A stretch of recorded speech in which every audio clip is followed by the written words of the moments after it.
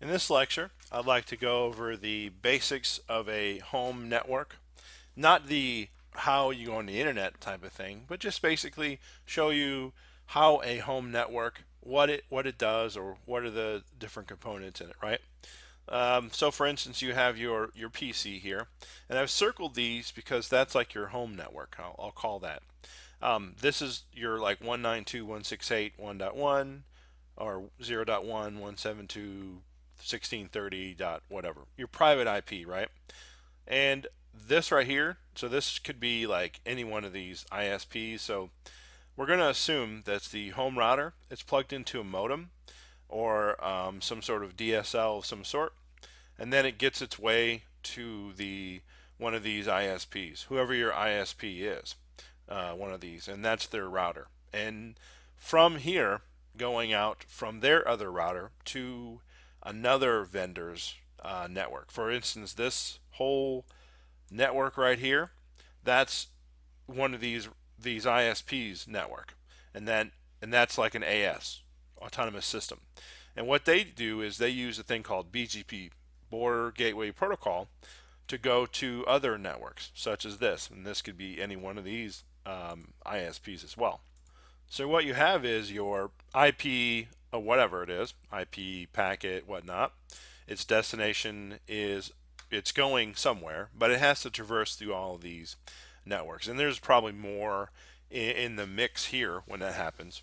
So typically, you would have a packet go from your PC through your home router through a modem, which is not actually here, like a cable modem of some sort, or a DSL. I think I've already talked about that a little bit. Through, of course, the ISPs right onto the internet. And so it uses different types of routing. So mainly the ISPs use BGP here. So BGP stands for, well, it's called BGP, and it stands for Border Gateway Protocol. And all of the ISPs use that, right?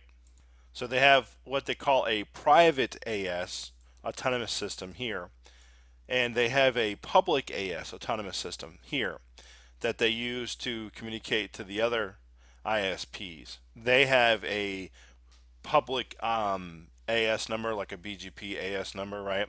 And they also have a private or an internal one, right? And that's how they communicate. So what happens is your internet traffic goes to, say, one of these ISPs, and it's like, let's just say it's 1 meg or 1 gig, right? So 1 gig goes in and traverses through, let's say, Verizon, and traverses through, see, Cox Communication, right?